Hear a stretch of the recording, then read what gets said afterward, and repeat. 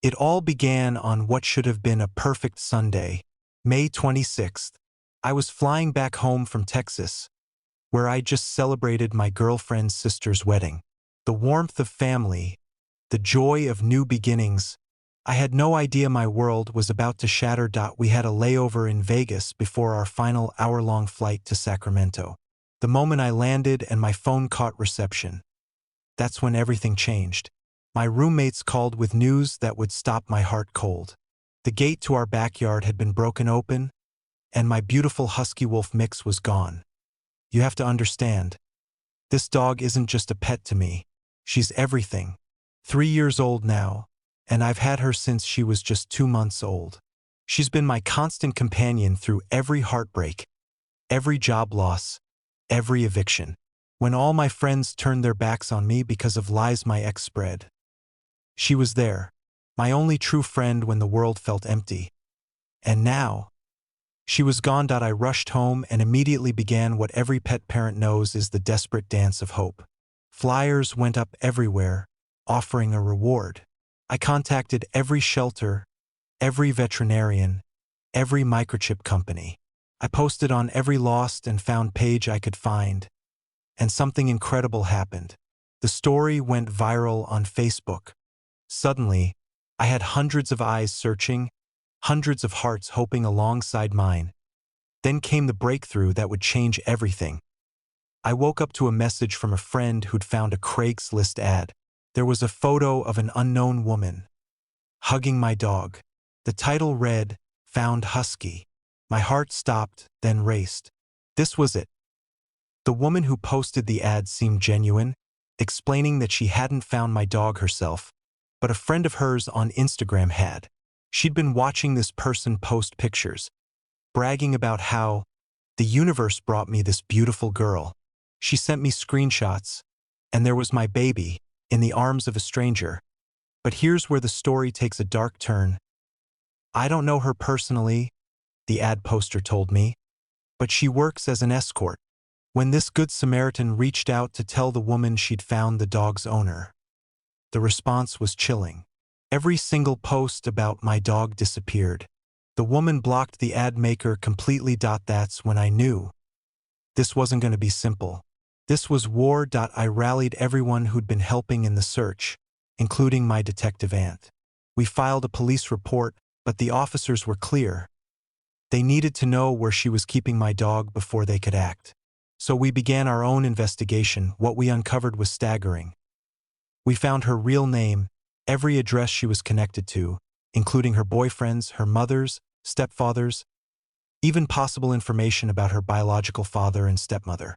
But most shocking of all, we discovered she had 2 active warrants for her arrest: petty theft, hit and run with property damage, lying to a police officer, and possession of illegal substances.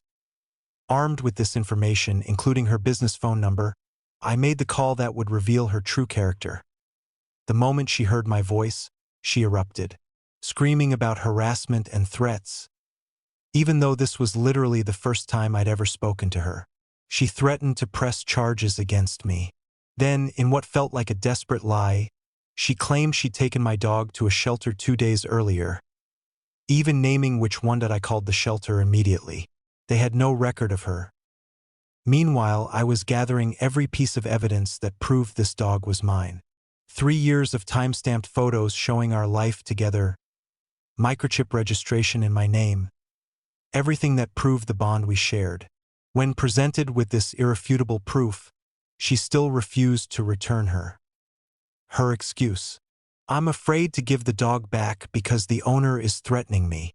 I had never threatened her. I had proof of every interaction. That's when the story exploded across social media. Facebook, Instagram, Reddit. Everyone was watching, everyone was invested in bringing my girl home. But then, the plot thickened in ways I never could have imagined. It turned out the woman who stole my dog hadn't been alone when they found her. She'd been with another woman, and they were both in the same line of work. Let's call the thief Blonde and her companion Red. While Blonde had left for San Francisco for business, Red apparently decided to get cozy with Blonde's boyfriend.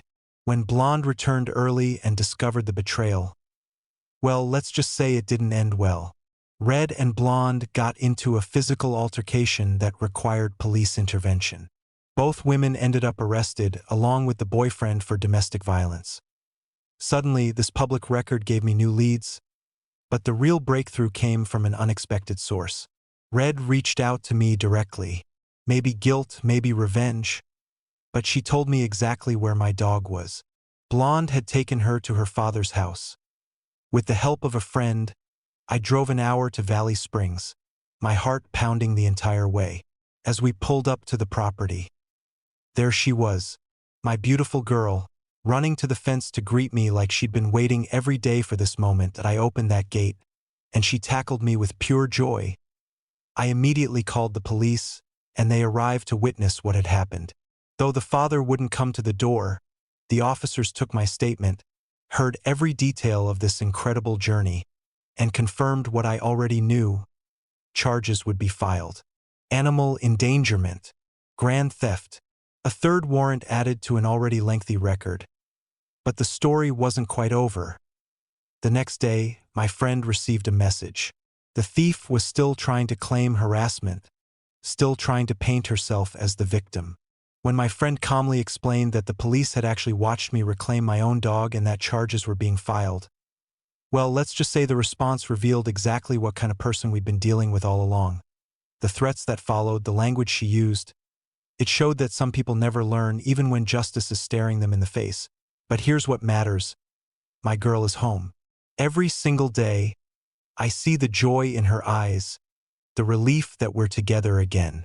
She's sleeping peacefully beside me as I write this, probably dreaming of endless treats and belly rubs. This journey taught me something profound about the power of community, the strength that comes from people choosing to care about a stranger's heartbreak. Hundreds of people I'd never met helped bring my family back together. And to anyone out there who might think they can take what belongs to someone else, who believes they can steal love itself, don't mess with someone's family. Because real love will move heaven and earth to come home.